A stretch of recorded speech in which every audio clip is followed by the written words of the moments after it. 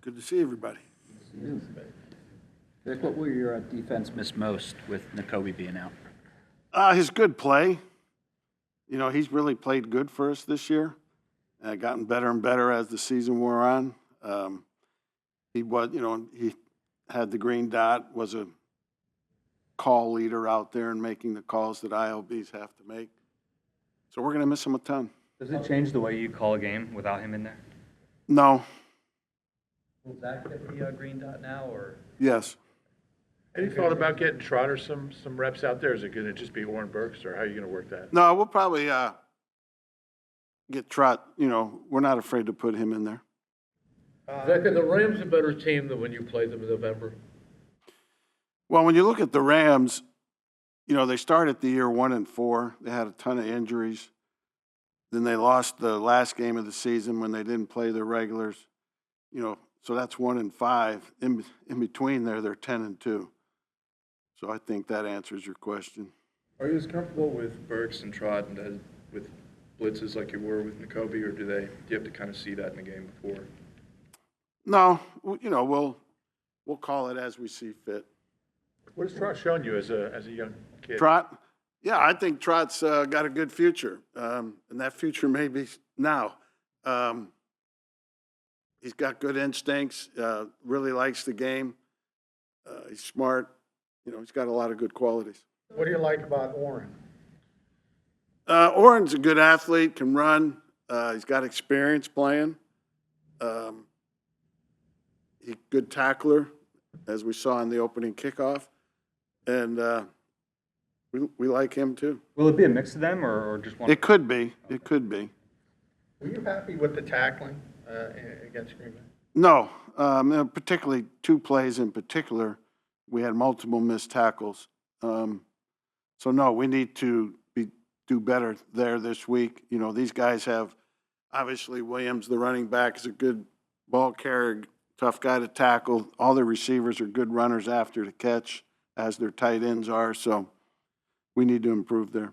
Or those two plays were like the Jacobs long run, I guess, and then the Jaden Reed. Yeah. When you've spoken about Nolan Smith this year, you keep talking about his improvement. Where specifically has he improved from the start of the season to now? In all facets of playing the edge for us.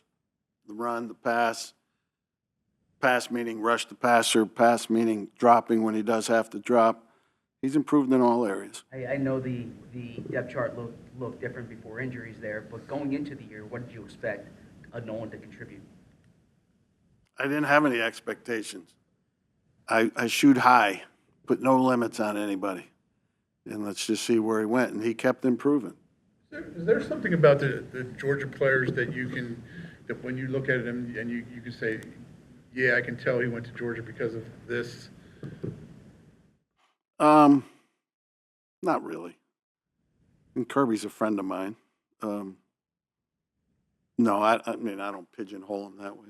What was the key defensively the last time you guys played the Rams? You know, they drove it on us early in the first drive of the game, and we got a takeaway. You know, early in the game, we weren't very sharp, and they were. And these guys are a very game plan specific team. You know, they're going to have a mode of operation of the way they want to attack you, and we got to be ready for that. Why do you think Cooper DeJean had the success he had against Cooper Kupp in that first game? I don't know that you can label it that way. We played a lot of zone, so I don't know that you can say he had great success one way or the other against any other guys. What are the difficulties of facing a quarterback with the experience like Stafford? His talent and his know-how. He's still one of the top passers in the league. Very, very smart. Can read coverages, you know, like better than most, if not one of the top two or three. Can put the ball and still has tremendous arm talent, can put the ball anywhere. The first Rams game, you were, I think, in the most dime all year. What was the reason for that? And with Nakobe out, is that more pronounced going forward? I don't remember the reason, and no. Going back to Nolan for a minute, he had the one play where Jenkins was pulling across, bang, he hit him. Nolan hit Jenkins went out. that the kind of play that, you'll show in the week after as like an example of, I don't know, like hard, tough play or whatever? And what kind of, I mean, that's like not a highlight play, I guess, within the scope of a game, but it is a play that did have an impact on the game because it went out. Just curious what your thoughts are on that. Yeah, it was a really good play, and he wasn't the only one that was really good on that play. Everybody on that side of the ball from the nose over played that play well. And yes, it was a good play for us. Milton Williams, another guy that had an impact in that game the first time around. How key is he going to be, in this matchup? Well, everybody that's out there is going to be key. And Milt had a good game the other night, or late afternoon, whatever you call it. Yeah, we need everybody to play good. When you're playing a quality offense like this team is, you got to play good. When you're playing so much zone, what does it take to be buttoned up when you're passing it off? Practice reps, experience, game reps, meetings, all of that. Bryce only played one snap. What went into that? We had a good three-man rotation with the other guys, and we just stuck with it. Zach was saying that his interception was an example of how he's kind of developed trust in the system to make adjustments. When did that happen, and how did that happen? It just happens organically over time. You can't put your finger on one moment. First, we've talked to you since he was named an All-Pro. How did you talk to him about that? What are your kind of thoughts on his year? Well, obviously, he's had a great year. I think exceeded most everyone's expectations, probably even himself. But now there is no limitations. He's set a standard for himself, and he's got to show up and do it every week. Couple more? How big of a deal is it to have a different linebacker pairing after a season full of two high-level guys doing it all year? Now a new person, or maybe two new people are coming in. It's an adjustment. They haven't had the amount of reps together that Zach and Nakobe did. So yeah, it's an adjustment. But we practiced them that way.